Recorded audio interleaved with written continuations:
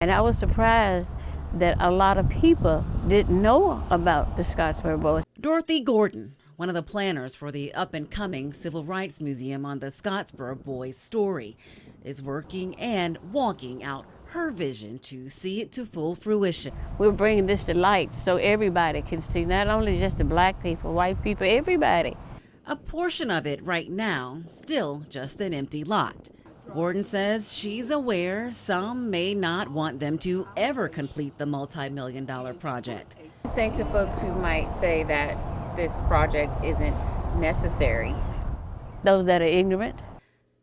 The 82-year-old says this museum in Decatur will teach others important history about issues on race. A concept of it is at the center of the woke culture war.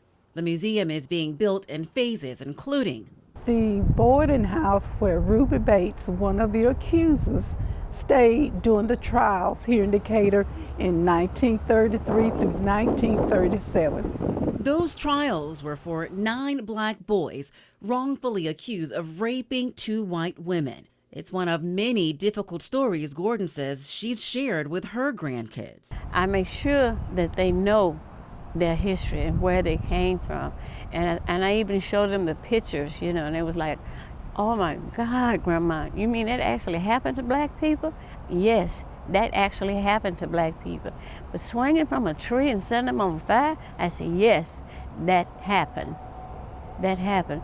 And this is why I feel like this is so important.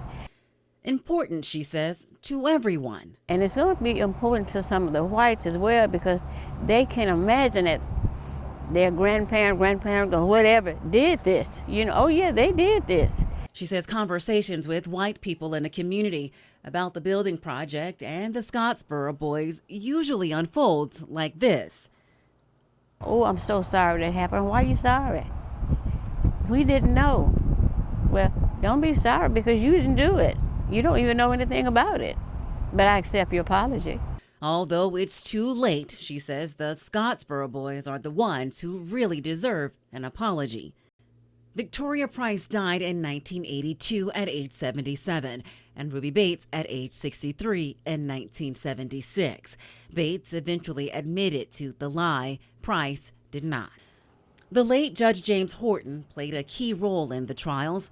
Movers transported his home through Greenbrier and across the Tennessee River Bridge to its new location on Church Street in Decatur, to include it in the museum. Judge Horton made a bold and brave decision to reject the jury's guilty verdict of Hayward Patterson, one of the 9 Scottsboro Boys, and to set aside the other cases because evidence pointed to innocence. I admire him. And especially back in 30s, stuff like that, you know.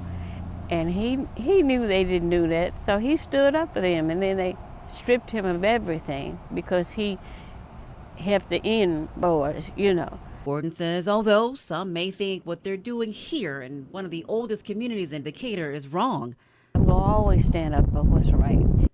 Because We're just bringing history to life.